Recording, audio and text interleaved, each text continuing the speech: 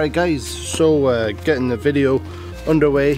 One of the last couple of big jobs that I have this season, and today I'm using, last time I did this job it was too wet to record a video, and I took a before picture and I never took an after picture, so I never posted the picture on any Instagram or social media.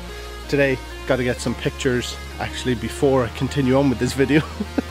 And I'm going to be using, instead of my long reach hedge cutters this time round, I'm using my Multitool, my OleoMac Multitool, and this is the BV300 Multitool, or sorry, BC.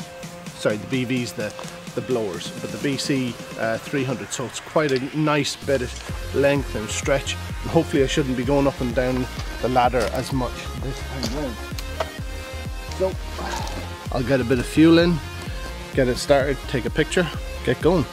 And I've even got my camera there, got my GoPro here, and hopefully can get some good footage of this job today.